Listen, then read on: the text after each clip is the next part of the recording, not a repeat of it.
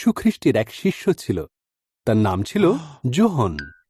একদিন সূর্যের মতো উজ্জ্বল আলোক দীপ্তি নিয়ে যীশু যোহনকে দেখা দিলেন। যীশু বললেন, ভয় পেও না, আমি মারা গিয়েছিলাম, এখন আমি অনন্তকালের জন্য জীবিত।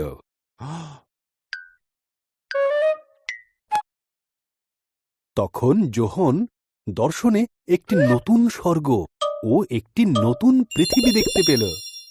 ঈশ্বরের প্রতিশ্রুত নতুন সৃষ্টি, তাঁর তৈরি প্রথম স্বর্গ, প্রথম পৃথিবী আর সমুদ্র বিদায় নিল। এরপর যোহন দেখতে পেল ঈশ্বরের নির্মিত পবিত্র শহর, নতুন জেরুসালেম। এটি স্বর্গ থেকে পৃথিবীতে নেমে আসছিল। এতই সুন্দর লাগছিল যে দেখে মনে হচ্ছিল বিবাহের দিন কোনো নববধূ তার স্বামীর সঙ্গে প্রথম দেখা করতে আসছে।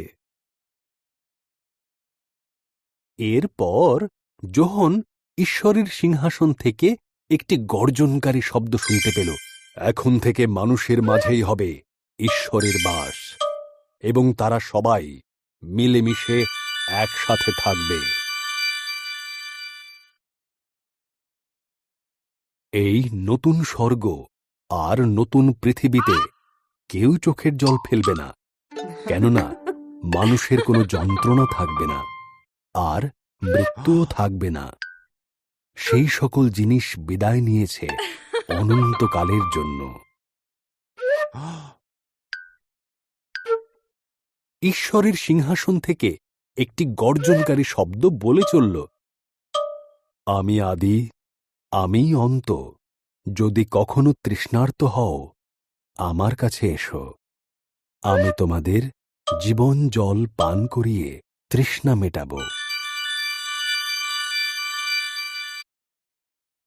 আমার তৈরি এই নতুন বিশ্ব আমার সন্তানদের জন্য, যারা আমার প্রতি বিশ্বাস ও আস্থা রাখবে। আমি সবকিছুই নতুন করে নির্মাণ করছি। এটাই সত্য, তোমরা ভরসা করতে পারো।